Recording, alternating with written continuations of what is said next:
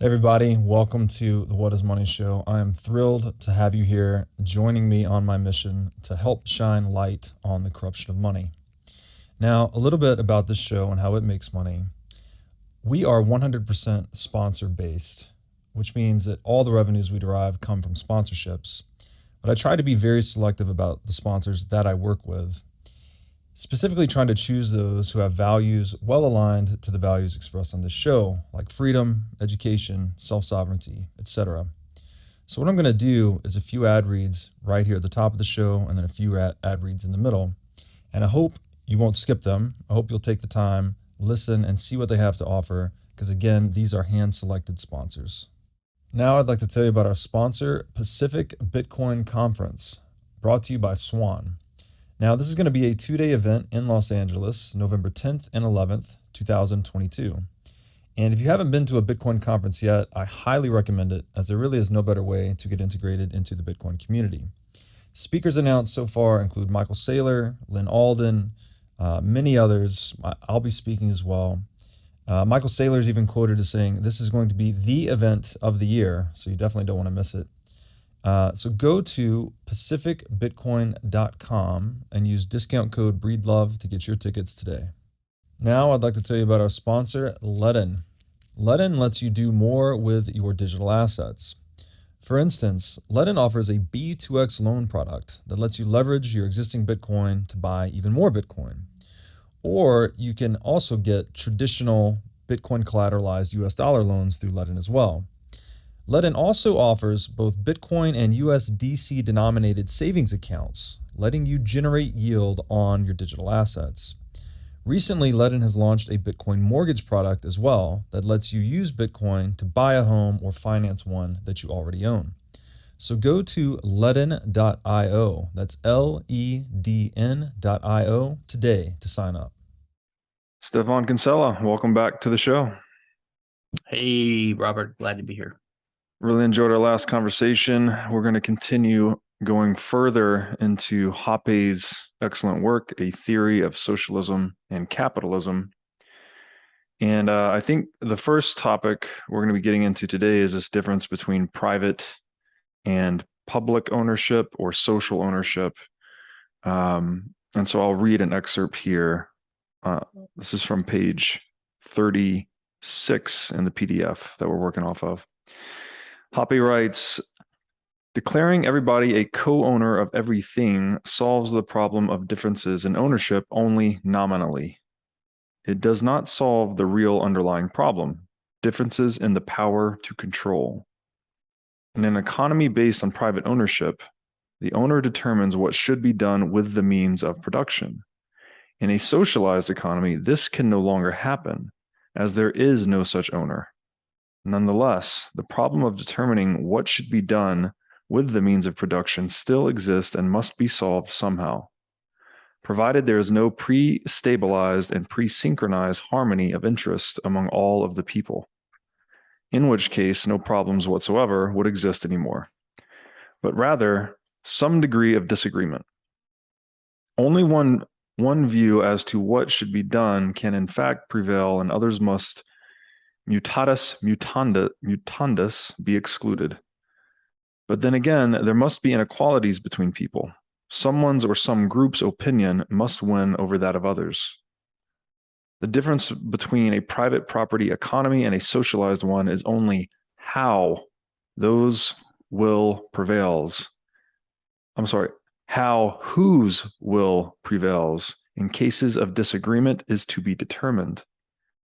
In capitalism, there must be somebody who controls and others who do not, and hence real differences among people exist.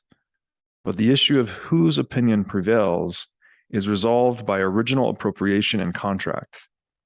In socialism, too, real differences between controllers and non-controllers must, of necessity, exist.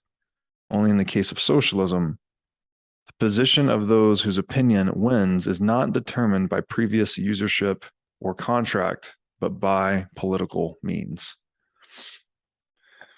So I think we kind of hit on this last time, that the essence of this social institution or normative structure we call property is who has the authority to control what assets.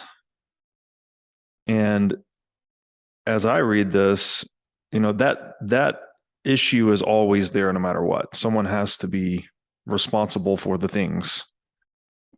But if you make it anything other than an individual, then you get into this weird political game where people are then fighting to be at the top of the political heap to have the say-so or the control over those assets. Whereas if it's just an individual, it's more of a just system, and that the person who did the work or acquired the thing through consensual exchange is the one that controls it. And it's an equitable rule set that's applicable to everyone. What are your thoughts about that? Yeah, so I think what he's trying to do here, and I think Rothbard does this to some degree also, when he talks about how you only have a few stark alternatives in ideal form of how you can run the rules in society. And like one would be a dictatorship where one guy rules everyone, like a guy that pretends to be God, basically. Another would be this kind of communism where everyone equally owns everyone else. And I think Hans points out somewhere in this book, and Rothbard points out elsewhere, if you had communism in the sense of everyone equally co-owning everything else, so we're totally equal, we would all die off because no one could do anything, because you wouldn't be able to get the permission you needed to ever act. If I just need to pick up a piece of bread to have a sandwich, I'm not the owner of it. Everyone in all 7 billion people on the earth are the co-owners. And by the time I got their permission, I would be dead. So co-ownership is simply not practical and not feasible. So I think what Hans is trying to do here is set up some kind of stark alternatives to show that the only remaining one that makes sense is the libertarian perspective. So he's saying if you define everyone as a co-owner, it solves one problem, but it doesn't solve the problem that we need to actually be able to act and to get things done, and to have a set of rules that everyone can respect as fair. Okay, so that's his first point, right? This point about pre-synchronized harmony of interest. So what he's saying is, like, if we had a Garden of Eden where there was no conflict, everyone operated in lockstep like a bunch of synchronized swimmers, no one bumps into each other, everyone knows their role, and there's never any conflict, then you wouldn't need property rules at all. You wouldn't have social conflict. But because we do have some possibility of disagreement or clashing over the use of these resources, we need some kind of rules. So I think also what he's getting at here is something I pointed out in my writing, which is that some people say that, oh, you libertarians believe in private property rights, right? So they try to identify our political philosophy as being pro-property rights. But that's actually slightly incorrect, because basically every political system has to have an allocation of property rights. Someone is in control and makes decisions about who can use a given resource, right? So there's always property rights and property rules, because we live in a world of scarce resources, and any system that's in control is going to have rules that says who can use it, even if it's the dictator or the central state or whatever. There's always an answer to the question, who owns this resource? So every legal system always gives an answer. So you can call that a property right. The question is whether it's a workable property right, a practical property right, a natural property right, and a just property right. So the libertarian argument is that only a certain type of property rights allocations are legitimate. And those are the two Hoppe focuses on here, with his comment about in the capitalist system, we determine these disputes by basically two fundamental rules: original appropriation and contracting, right? And the reason we focus on those is because that's what happens in the natural world, and that's what people do alone before they're encountering other people in society in order to survive. You have to be able to start using things that no one else is using. And when you interact with other people, you sometimes trade with them because it's to everyone's advantage. But trading implies contractual assignment of property rights.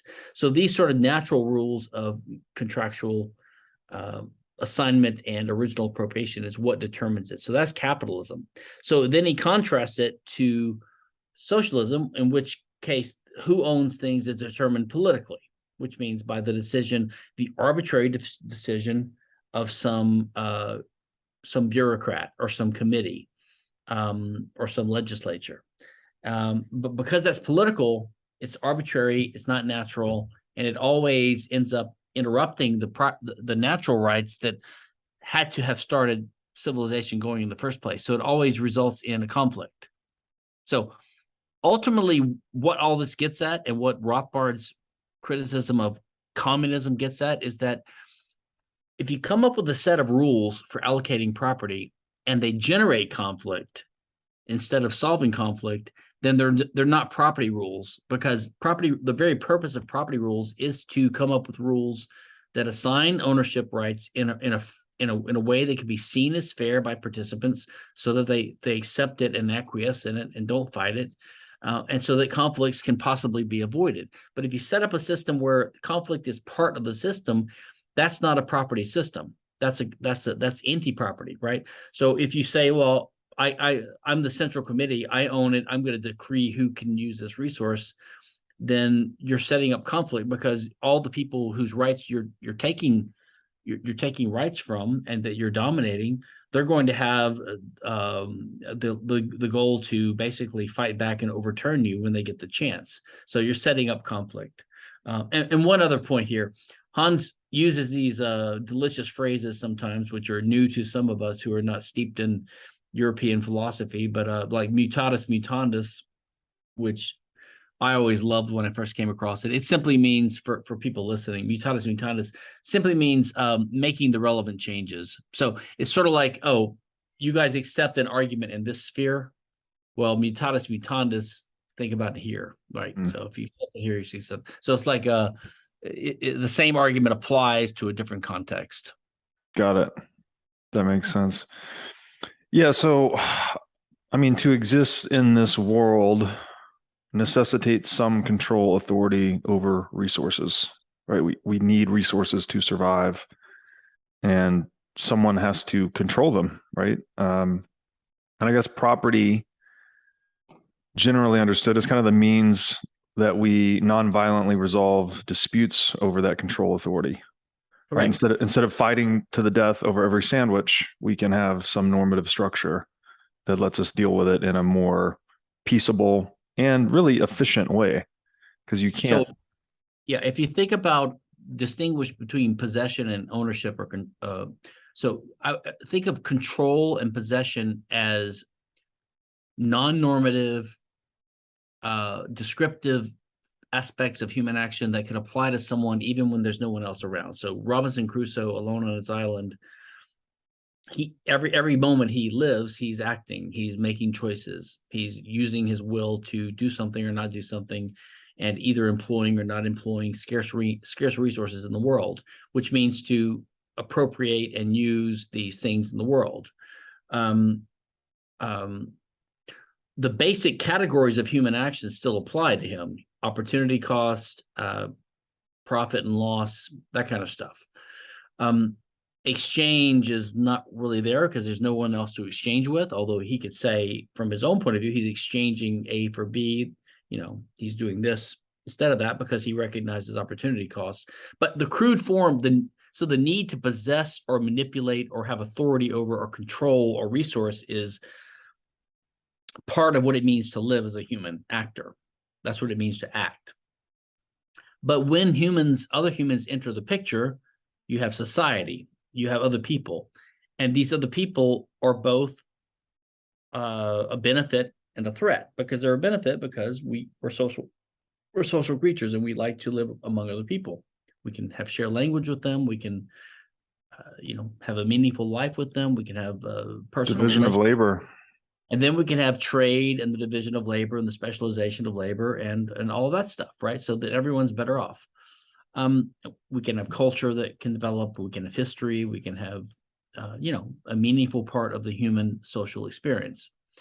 But the danger is that now we have other independent actors who are also intelligent, who are also self-interested, and they might want to use some of the things that you have been using. And so you have a choice, either you let them do it, in which case you lose the ability to use that resource, or you fight with them. So this is sort of the brutalist world of war of all against all. But because we have the social element or aspect, because we have a certain degree of empathy for our fellow man, if we're not psychopaths or sociopaths, we tend to value our neighbor's well-being in addition to our own well-being. So, and we also recognize the need for norms and rules. And so we come together, so to speak, and we all kind of implicitly agree to respect each other's rights because we know everyone's better off that way. And then the core group of humans that are what I would call civilized in this way, say 90% of humanity or maybe more, we have enough resources because we're going to be more productive than the outlaws. So because we get to trade with each other and have long-term projects because property rights are respected within our borders. So we're going to have more resources, more weapons, more people. We will be able to basically have a defensive, force or police force or something like that to keep the outlaws at bay as best we can. So I think that's how society does emerge, right? So, but the idea is that it emerges partly as a practical thing and partly as an intellectual thing, right? Like we sit down and think about what's fair, what arguments can we use to satisfy each other, to appeal to each other's shared values. But the outcome of this is what Western civilization was in a crude form. And I mean the Roman and the British, the European civilizations, where in a wide scale, in a broad scale, roughly speaking, property rights were respected based upon who found something first, and then who transferred it by contract. So original appropriation and contract, which are the bedrock of human action in the state of nature, have to play a role in the norms that we form to try to achieve a higher level of civilization. Beautifully said. And circling back to your earlier point there, that there's somewhat of a appeal perhaps to this idea of social ownership, or like we said, the equality of ownership where everyone owns everything. But that's an information system that cannot work. Like it simply cannot work because as you said, you'd have to ask permission then from 8 billion people for every action, every use of every resource. And that's just not workable. Yeah, I think like everyone arguing about this or trying to come up with a set of rules that they think is ideal or optimal or just, you have to at least acknowledge that, at some point in humanity, there are thousands or millions of human beings out there roving around the plains, and they're doing things, right? They're acting every day. They're scavenging, they're hunting, and they're gathering, and they're using the resources on the land to try to survive. If you had a rule that says you can never use a resource without getting the permission of every owner, and everyone on the earth owns it, then you could never act. You would be paralyzed, and we would just instantly all die out. It's impossible to imagine anyone seriously arguing for a set of rules that would instantly require all the people searching for the rules to be dead, right? So we have to have a pro-life sort of bias in our rule seeking, right? We have to sort of retroactively bless or condone or grudgingly concede that when some lone actor goes out into the woods and finds an unowned thing and starts using it to further his life, he's not violating anyone's rights and he's permitted to do that. And that's the only way we could ever survive and advance as a species. And the reason he's not violating anyone's rights is because no one owns it. And if you were to say that he's committing a type of trespass, you'd have to identify the owner, which is why this communism is the only counter to this, really. It's like, oh, well, everyone owns it in common.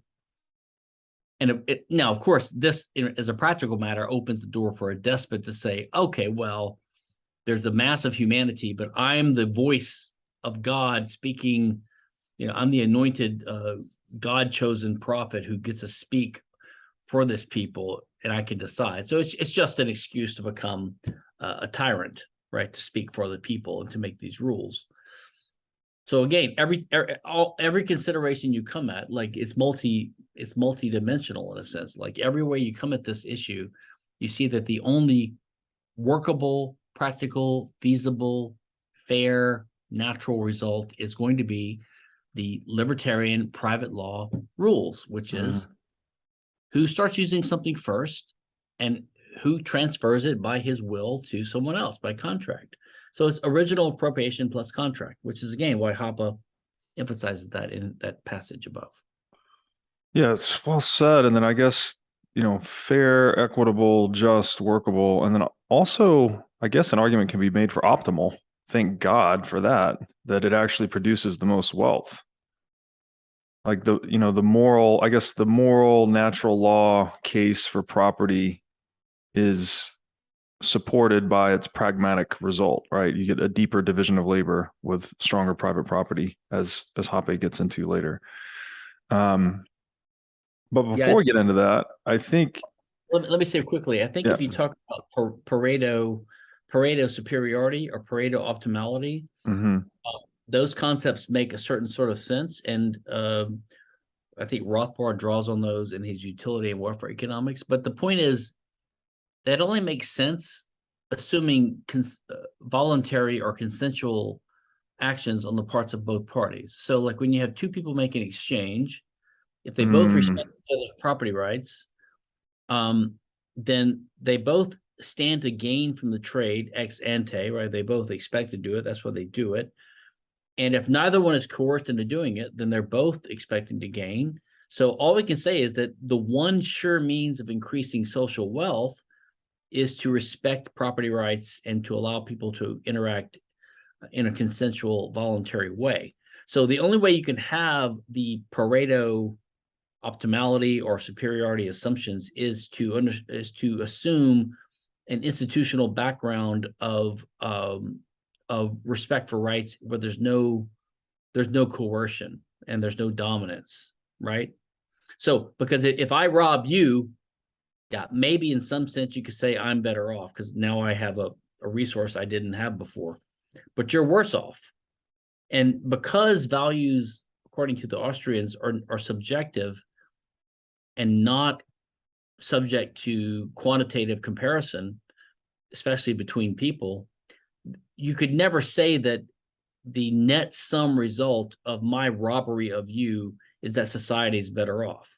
Because you can never say that I'm the robber, I'm better off by 10 units, and you're only worse off by 7 units. So society's better off by a factor of 3. Value is ordinal rather than cardinal, right? Values ordinal, not cardinal, which means you can rank them, but you can't put a number on them. You can't put a scalar quantity on them, and you can't compare them interpersonally. But what that means is that whenever you have an interaction between people, if there's an element of coercion or dominance, then we have to assume that one guy's worse off and one guy thinks he's better off. But you can't assume that that's a Pareto optimal or a Pareto superior move. We're not moving society in a better direction overall, even if that was your standard, which is not my standard, by the way.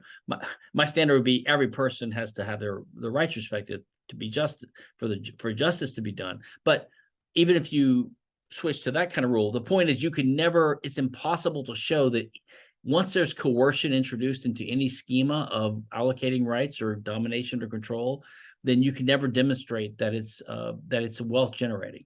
However, you can do that when property rights are respected and when everyone is consensually, voluntarily participating in both sides of the transaction. In that case, you can say for sure that both sides ahead of time or ex ante expect to benefit. So if I give you an apple for your orange, we both are richer after the transaction, even though no new matter has been created. There's still just me and you, and there's an apple and there's an orange, but now they're in different hands of ownership. And you have a higher use for the apple than I had, and I have a higher use for the orange than you had. So the net sum of wealth in the universe has been increased simply by allowing a voluntary trade, a consensual trade, undergirded by an understanding and respect for property rights. So when we get to talk about optimal or creation of wealth, this all plays into that. Yeah, that's excellent points. And I guess, would it be proper to say that when we introduce coercion into the equation, we're flipping the game from like positive sum to zero sum, right? Or negative sum, yeah. Or negative sum, yes. Yeah, seems pretty reasonable to me. And then I guess conversely and somewhat paradoxically, there are really dire social consequences when we move from private ownership to social ownership. And Hoppe goes through a number of these. I'll read an excerpt now from page 41 in the PDF. Hoppe writes, with this in mind, then, what are the effects of socializing the means of production? To begin with, what are the economic consequences in the colloquial sense of the term? There are three intimately related effects. First, and this is the immediate general effect of all types of socialism, there is a relative drop in the rate of investment, the rate of capital formation. Since socialization favors the non-user, the non-producer, and the non-contractor of means of production, and mutatis mutandis raises the cost for users, producers, and contractors, there will be fewer people acting in the latter roles. There will be less original appropriation of natural resources whose scarcity is realized. There will be less production of new and less upkeep of old factors of production. And there will be less contracting. For all these activities involve cost, and the costs of performing them have been raised.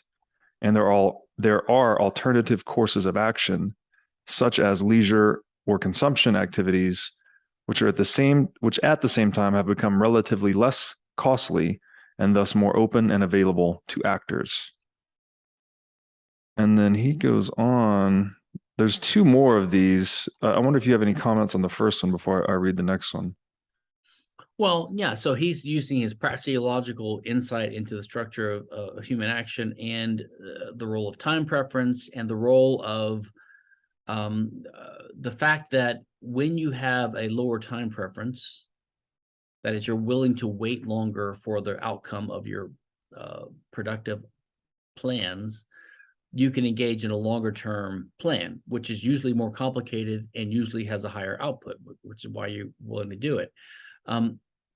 But you can only have a lower time preference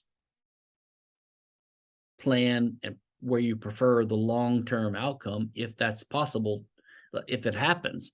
And that's only going to happen if there's some kind of institutional respect for property rights that you can rely upon.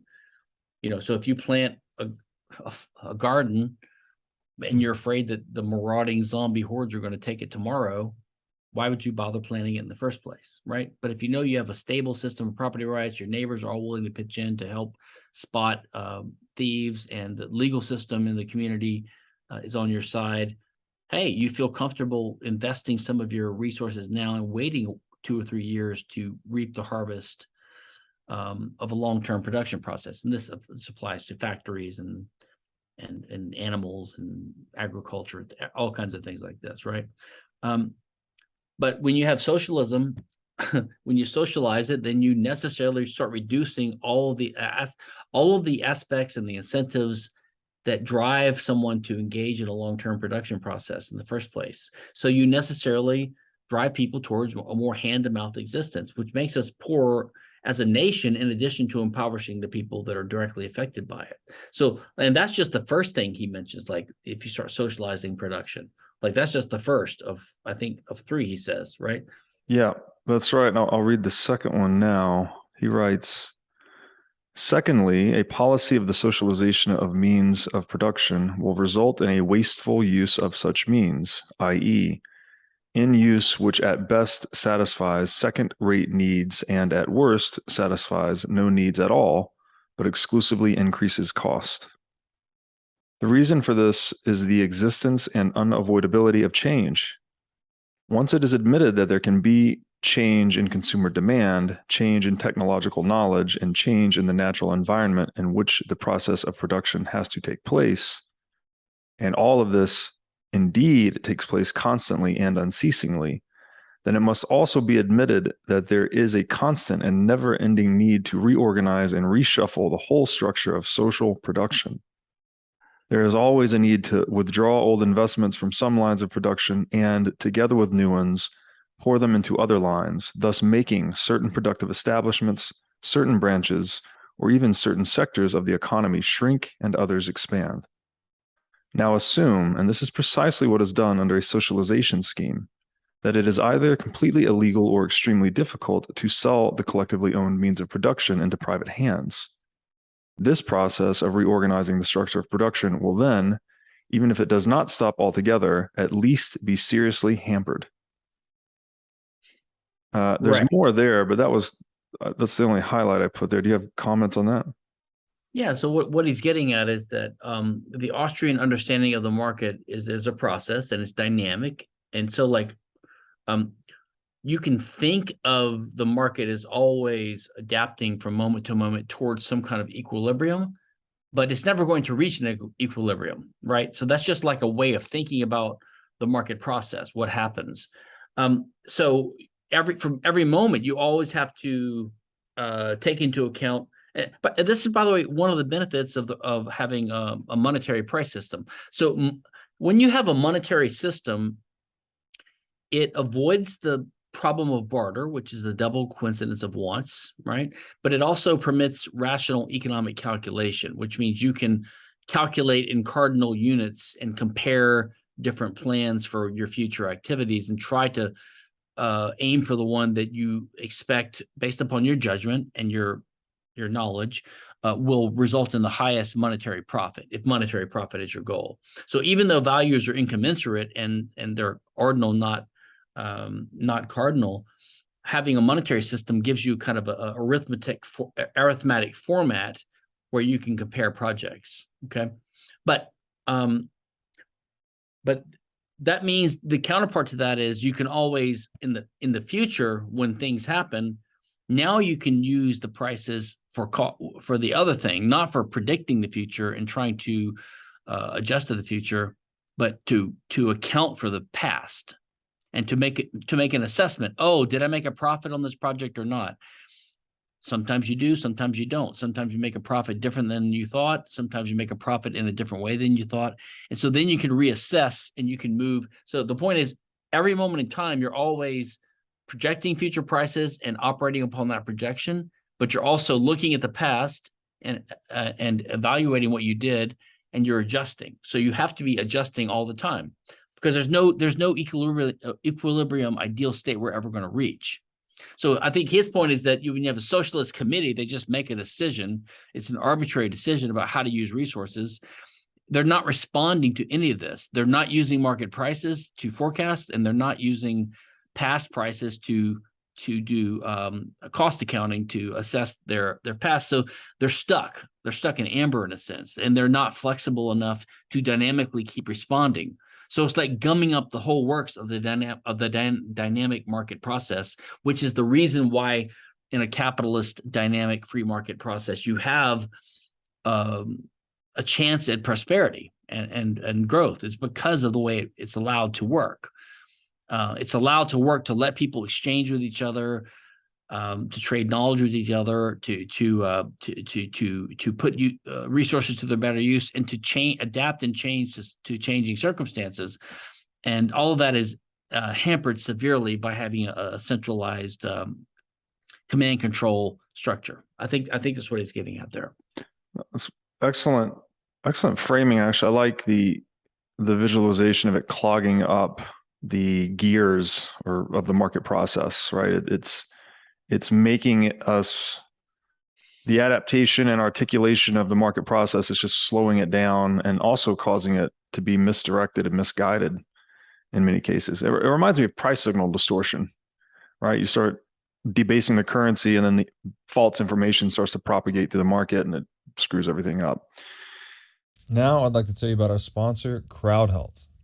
CrowdHealth is a Bitcoin-enabled alternative to legacy health insurance. Now let's face it, legacy health insurance is an absolute scam. Nobody can explain this better than the legendary comedian Chris Rock. Insurance. You got to have some insurance. You got to. That's an insurance. They shouldn't even call it insurance. They should just call it in case shit. And I give a company some money in case shit happens. Now, if shit don't happen, shouldn't I get my money back? So with CrowdHealth, instead of just paying premiums that you'll never see again, you can hold part of this pool of savings in dollars and in Bitcoin through CrowdHealth. And when you have a health event, you can draw against this pool of communal savings. So go to joincrowdhealth.com/breedlove to learn more or sign up. Now I'd like to tell you about our sponsor, Wasabi Wallet. Wasabi lets you use Bitcoin privately while still maintaining full control over your money. Specifically, Wasabi Wallet is an open source, non-custodial wallet with privacy built in by default. By using Wasabi, you're effectively putting the private back in private property. Wasabi Wallet is an easy-to-use privacy wallet that can support any amount of Bitcoin transactions. So go to wasabiwallet.io today to download this state-of-the-art wallet software. Now I'd like to tell you about our sponsor, Swan Private. Swan Private is a concierge financial services firm based in Los Angeles. Now, I've known the Swan team for years, and these guys are laser focused on the Bitcoin mission. They even have a zero tolerance policy for all shitcoining. Recently, their CEO, Corey Clipston, was instrumental in calling out many of these crypto scams right before they collapsed, saving a lot of people a lot of money in the process. Swan Private focuses on guiding high net worth individuals and businesses on all aspects of Bitcoin strategy, including buying, custodying, and market research. This concierge service provides you direct access to a private advisor by text, phone, or email. So go to swanprivate.com/breedlove today to sign up. Now I'd like to tell you about our sponsor, Masterworks. Masterworks gives you access to the fine art market at more affordable price points. They do this by offering you fractional shares in their $500 million portfolio of fine art. Now, fine art is an alternative asset class, and historically, it's been a great performer and a really good hedge against inflation. Most investors typically hold anywhere from 2 to 10% of their assets in an asset like fine art. To sign up or learn more, go to masterworks.com and use promo code BREEDLOVE.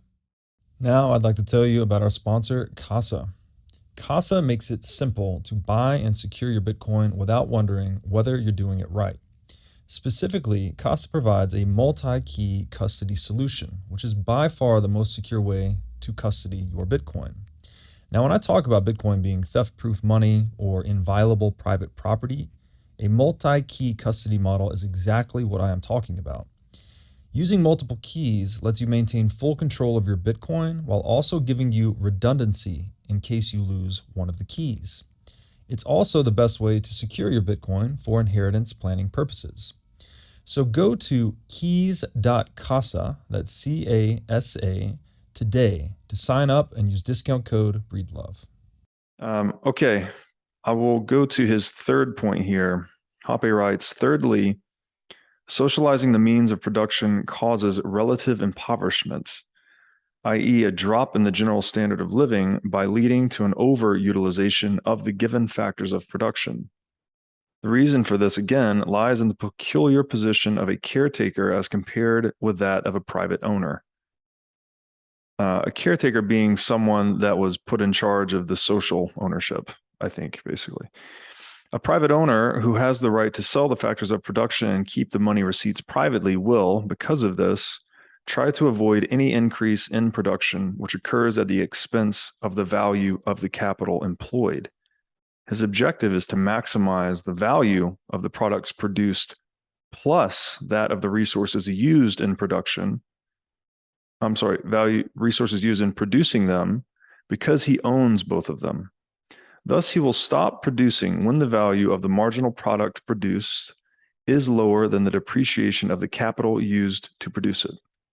Accordingly, he will, for instance, reduce the depreciation cost involved in producing and instead engage in increasing conservation if he anticipates future prices for the products produced and vice versa. The situation of the caretaker, i.e. the incentive structure which he is facing, is quite different in this respect. Because he cannot sell the means of production, his incentive to not produce and thereby utilize the capital employed at the expense of an excessive reduction in capital value is, if not completely gone, then at least relatively reduced. True, since the caretaker in a socialized economy also cannot privately appropriate the receipts from the sale of products, but must hand them over to the community of caretakers at large to be used at their discretion, his incentive to produce and sell products at all is relatively weakened as well. It is precisely this fact that explains the lower rate of capital formation. I mean, this is just like the knockout punch right here. Yeah, I mean, I think, and it's the thing is the way he words these things it's hard to deny any of it. I mean, so what he's saying is, in a free market, the way it works is you have private owners and they own the. So, what does it mean to produce? Okay, most people have a simplistic understanding, and it's like they almost think like we're little gods creating things out of nothing. Like, so I create horseshoes and I own the horseshoes because I created them. And this leads to the intellectual property fallacy. Well, if I create an idea, I should own it too. So they think of creation or production as the source of ownership, but that's not actually right. We never create anything from nothing, ex nihilo. What we do is we produce. And what does it mean to produce? We're just simply actors. We're people that have control of our bodies, and we have the ability to interact with the natural world around us. When we do that, we can grasp things and use them as means of action or as tools to try to leverage our control over the world. So we just keep interfering with the world based upon what we think the causal laws are. And we attempt to change the future to result in a future that we prefer. Now, sometimes that means, you know, in a free market economy where the specialization of labor, I specialize in selling, I don't know, horseshoes. And I do that because I can make them for a profit, a monetary profit. How does that work?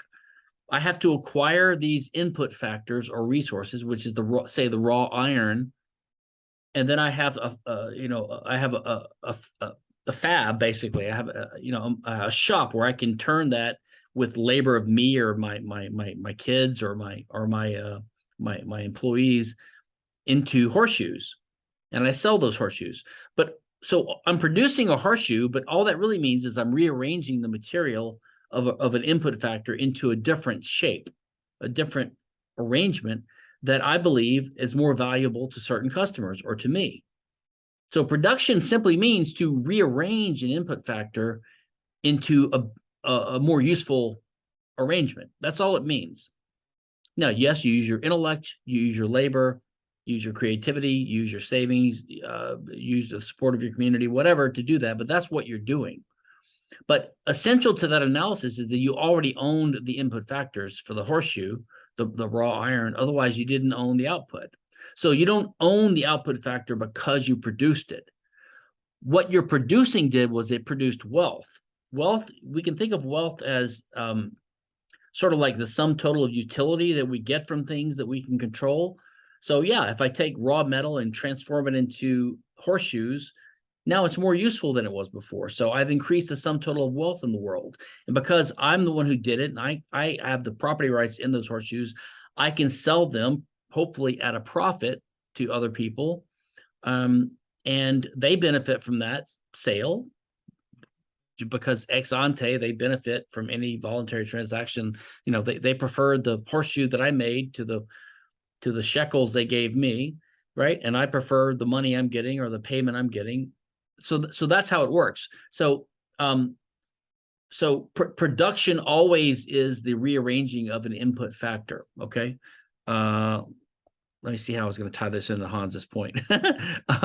Okay. So yeah, but the point is, I'm the owner. So like, let's say I'm a horseshoe maker. I own this raw iron that I either found or purchased by contract from someone who produces raw iron, and I own the output factors.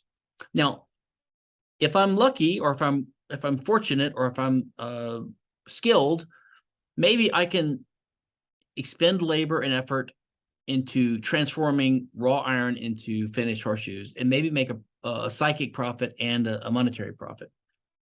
But maybe not, because consumer demand is always changing.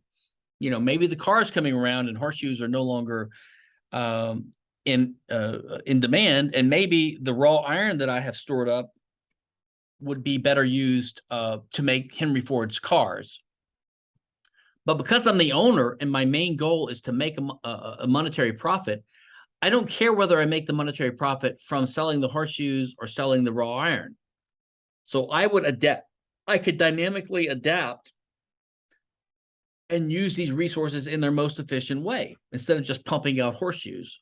So what Hans is saying is, when you disconnect when the bureaucrats given this control and this order by the central planning board to just do X, like take raw iron and make horseshoes, they're just going to keep making horseshoes, especially if you give them some kind of cut of the sales of the horseshoes. And they don't have to pay the cost of the raw iron because they don't have a market for the raw iron. So they're going to make it a suboptimal decision with the use of these resources. They're going to keep making horseshoes when they shouldn't be making horseshoes, in effect, right? Because they can't get the benefit. They're not the true owners of the raw material going into it and the output factors or the output products. So therefore, when you have a system like that, you're going to tend to have inefficient decisions in the utilization of resources, which results in waste and inefficiency, and again, in an overall lowering of the standard of living of the populace, because you just have less efficient use of resources because of this system, which effectively, again, gums up or short circuits the natural free market incentives that would apply if you simply allowed the people making the decisions to have private property rights in both sides of the equation. Yeah, well said. I like the thinking of wealth as the sum total of utility of the things we can control.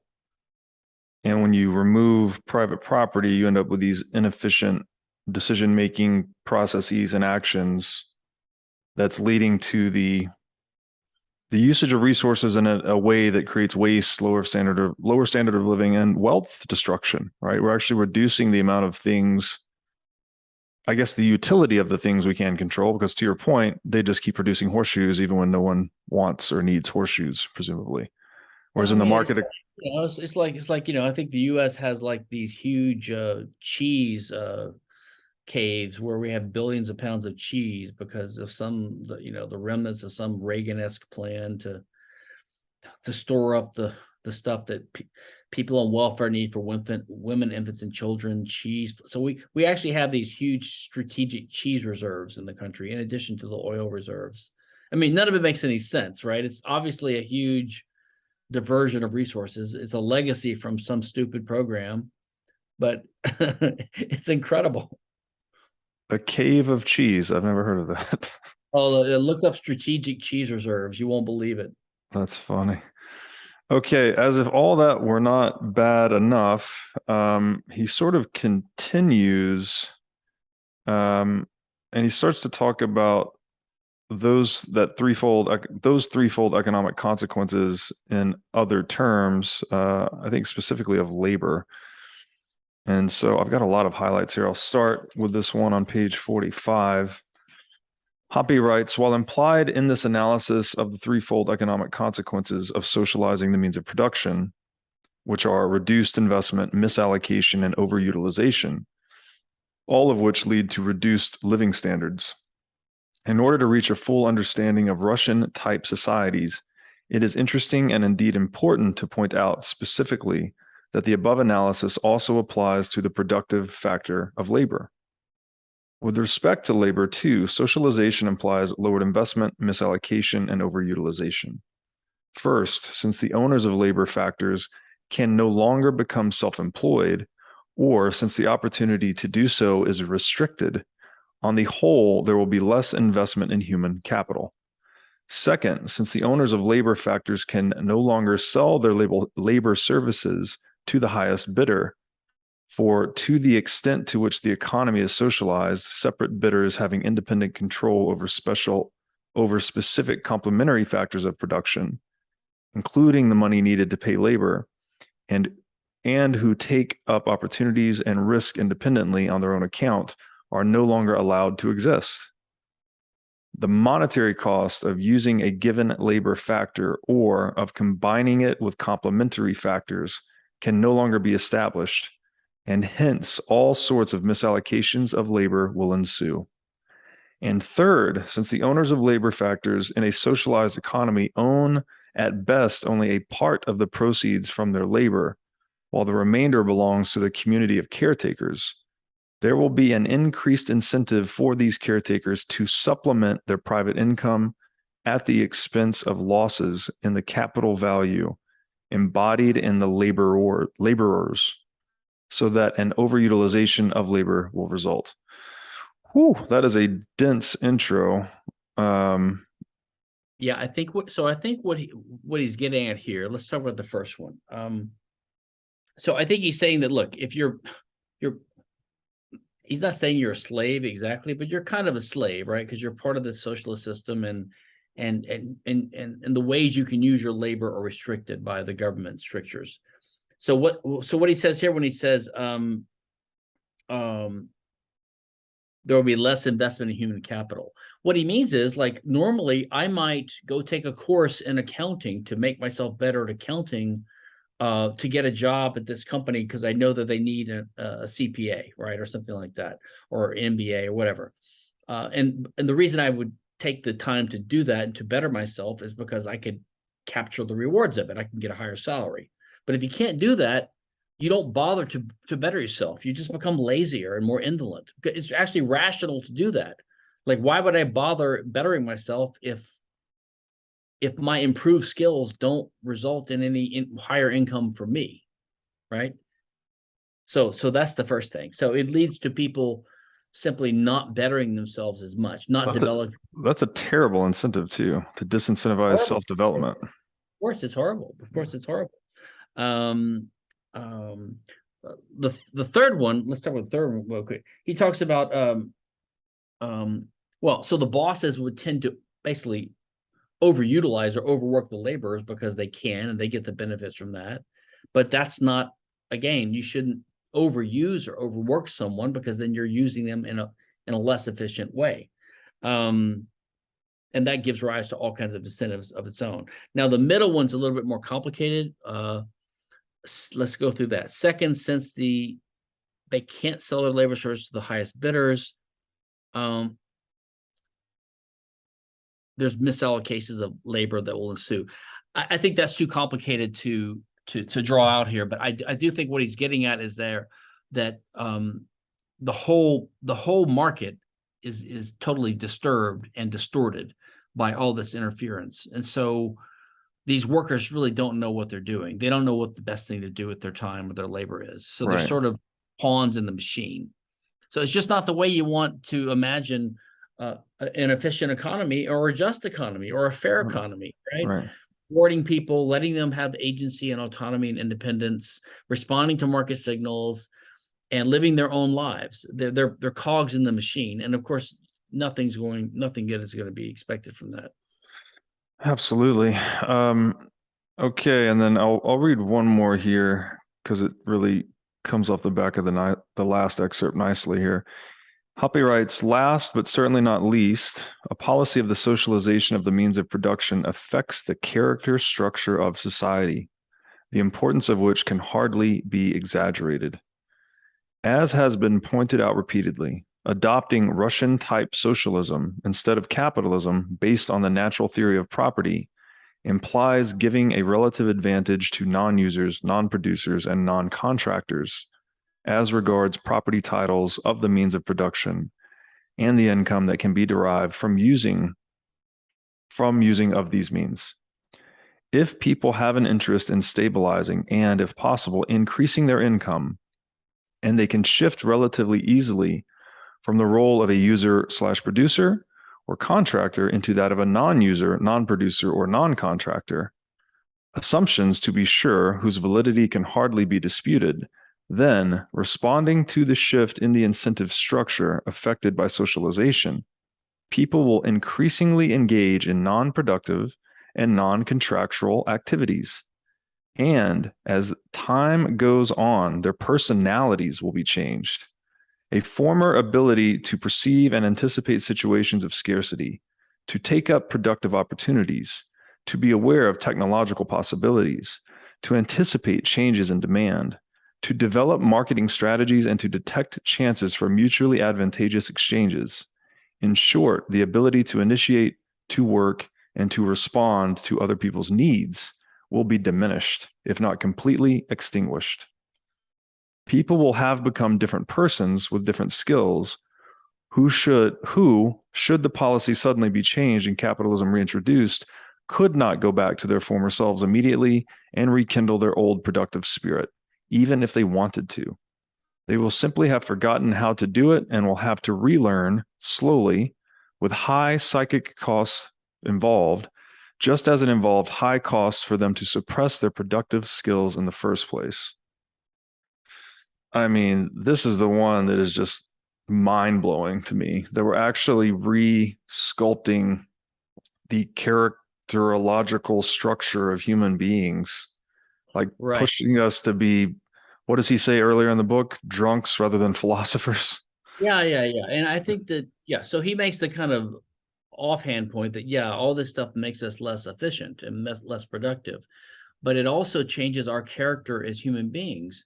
A similar point, by the way, has been made by people like Guido Holzmann and Paul Cantor, talking about how living in an inflationary environment also changes the character of people. Makes the way we regard time preference and long-term projects and money and savings completely different than what would be the case in a natural free market. And so there's Guido Holzmann has written The Ethics of Money Production on some of this, and Paul Cantor had a great article on hyperinflation and hyperreality, something to do with Thomas Mann, but it's another good essay. But so that's what Hans is getting at here. So the essential point is that when you have a system that systematically pushes the rewards away from the capitalist normative mode, which is that the property rights are in producers and users and contractual exchangers. When you erode those rights, then you basically are rewarding being a non-user and a non-producer. And so you're going to get less efficient economic output, but you also change the character of people. And you could also see this in more insidious forms, like just imagine the way neighbors treated each other during, the East German Republic, when everyone had an incentive to spy on each other, and you're living in a totalitarian police state, and so all these things can make your character change because it makes people suspect each other. You don't trust your neighbors anymore. You're not trying to trade. You're trying to survive. So all these things systematically harm us as humans and harm society, in addition to impoverishing us. Yeah, it just, man, really rocks the mind if you absorb what's being said here. And I like the way you're framing that. You said a system that pushes rewards away from basically the actors generating the rewards, right? You're destroying the skin in the game for people, right? You're disturbing the balance of incentives and disincentives in the world. And so I want to ask you this just to conclude here. We're coming up on an hour. Is it the degree then to which property is being violated? Maybe not degree, maybe the rate. I'm not sure. That's the degree to which we're suffering these degenerations, right, that he's describing in terms of productivity, misallocation, and then even character development. So is it possible that I had a guy on, Matthias Desmet, that wrote a book about mass formation psychosis, I think he called it. And a theory, I guess, I had from reading stuff like this is that it has to be at least partially related to the violation of property.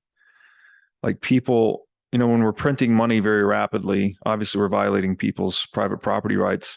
It seems reasonable to me that would be a contributory factor to these mass psychoses we've seen in the world. I'd just love to hear your thoughts about that, because I think in my mind, the way Hoppe is calling this out here, it's like there's almost a guaranteed way to induce a mass psychosis would just be to hyperinflate the currency, right? Yes. If you look at hyperinflations, what's going on? People have lost their fucking mind. Yeah. So it'd stand to reason that the more we move along that spectrum from, no inflation to hyperinflation, that we'd kind of get crazier as we went. Yes, I think that the interesting question is, okay, so I think this is more of a descriptive social analysis, just trying to identify a phenomena and trying to explain the root cause of many bad practices in society that don't make sense in a natural society. Why would people have these bad character traits? Why would they start having high time preference? And why would they not invest in their own human capital? Why wouldn't they do that? So it's like it's an explanation, and it's an identification, an economic explanation of some of the sources of reduced prosperity. But of course, from a social point of view and from a political point of view, it's not clear which way the arrow of causality always goes. I think these things are intermixed. If you somehow erode the people's character because of all these things, then now, because of their character and their belief systems that follow from that, they're going to tend to vote for politicians who are going to repeat the same stuff over and over again. So then they become the cause of it. But then the thing that they're causing makes the problem worse. So it's like a feedback mechanism, right? It's like the crony capitalism idea. It's like, well, all the big tech companies and they've all like and then the medical industry, they've become basically in the pockets of the state, but some people argue that they control the state. And over time, it's hard to tell who controls who, because the big corporations make monopoly profits because of favoritism by the state. Then they use some of those monopoly profits to donate to the campaigns of the politicians who keep passing the same laws that keep their privileges alive. And so over time, it becomes hard to disentangle which direction the causality runs. I think the only thing we can do is to keep our eyes on an individualist perspective and on justice and on the central fundamental values of life, prosperity, decency, justice, and try to identify in economic and sound terms what's going on here that's wrong. How we fix it is a strategic or a political issue, or maybe it's just a fantasy, but it's a different issue, I think. But I think at least we have to descriptively identify what's going on, even if we bicker on the relative importance we attribute to one side or the other of the causal kind of back and forth, if you know what I mean. No, that's an excellent point. And I think reality is constituted of feedback loops. I don't even believe in unidirectional causality necessarily. It's everywhere in biology, complex systems. It's all feedback. And I guess the feedback loop we're exploring here is between individual character development and incentive structures, right? There's obviously feedback between the two. Bad characters. To me, what interests me is the feedback loop between individual character development and then the legal and social policies that we have in society which give rise to those character flaws, but those policies are affected by the politicians who are elected, but they're elected by the people who have these character flaws. So it's like a bad policy starts corrupting the people, and then they vote for even worse politicians because they're even more corrupt, and they have worse policies, which corrupts the people even more. So you have this sort of race to the bottom. So if I'm looking, I guess I hear you on that. I'm trying to focus a little more on the feedback between individual character and, let's say, the rate of property violation, or more generally incentives. As we said earlier, if your property's getting violated rapidly, you're incentivized to consume, so they're pretty close there. But my question here is, it's a Bitcoin question, of course. Does it stand to reason that if we have an inviolable private property, which Bitcoin can purport to be, right? If you custody it properly and do all these things, it's a very strong property relationship. If we had a world governed on that monetary standard, that people had much higher assurances of integrity of their property, could that bend our individual character development the other way in a positive direction? Yeah, I believe so, actually. Yes, I do. I mean, I don't think it's so crude as to be, okay, our character has been impaired and impeded because of decades of bad government policies, welfare and inflation and taxation and regulations and whatever, so that we're all like, most of us used to be honest people, but now we're willing to steal from our neighbors on occasion. I mean, I don't see it manifesting itself that way, but we're willing to steal from our neighbors by voting for a PPP loan or for giving student loans, because we, hey, once you get to a war of all against all, everyone wants to grab their share before they get, it's like musical chairs. Yeah, and of course, I think that if Bitcoin ever becomes sort of dominant in some sense, it will be probably in response to the what do you call it when you have a system that goes into overshoot? It just a massive overrun, like so when we have hyperinflation, for example, these things are probably something's going to precipitate a massive retreat to Bitcoin. And when that happens, the price will start going crazy, and then maybe a feedback loop will happen and Bitcoin will become more dominant, right? And once it becomes more dominant, then it will become more of a stable alternative for people to use to store their wealth in. And when that happens, yeah, I can see that that vehicle, that change of mindset that goes along with it, right? I mean, Bitcoin already is inculcating among its adherents, which is still a small percentage of the population, but inculcating a more long-term mentality, right? That's what hodling is about. Don't worry about the current down cycle, the bear cycle, just hold on for another 5 or 10 years. It'll be fine. It'll be fine. That's a nice long-term way of doing it. That's a good character trait. That's low time preference, right? So if it became more widespread, I think it could start changing human character again. I mean, I could see all kinds of different practices changing. The way people spend money, the way they decide to get a college education or do some other trade, the way instead of getting a mortgage, or saving up first, or renting, or getting a cheap car instead of an expensive car, being profligate. I could see it profoundly affecting the character of the human race, which I think is already okay. But imagine if we could triple our human quality just because of a monetary system that reorients our thinking about the present and the future. Indeed, it's fascinating. Not to be utopian, but that's my hope. I won't say it's my plan, but it's my hope. Well, I mean, it may sound a bit utopian when we conceive of the deep, bright orange future, but from a more pragmatic standpoint, it seems to me the only thing we can actually change in the world to affect human nature are the incentive structures. Yeah. Like what else do we have, right? You're not going to change human nature, or it doesn't seem like we are, but we can definitely change the balance of risk and reward such that we're kind of channeled in a positive direction. Agree totally. I want to read there's one last excerpt here to close it out because it's pertinent to what we're talking about. Hoppe wrote, "The fact must be recalled that socialism too must solve the problem of who is to control and coordinate various means of production. Contrary to capitalism's solution to this problem, though, in socialism, the assignment of different positions in the production structure to different people is a political matter, i.e., a matter accomplished irrespective of considerations of previous user ownership and the existence of contractual, mutually agreeable exchange, but rather by superimposing one person's will upon that of another, of another disagreeing one.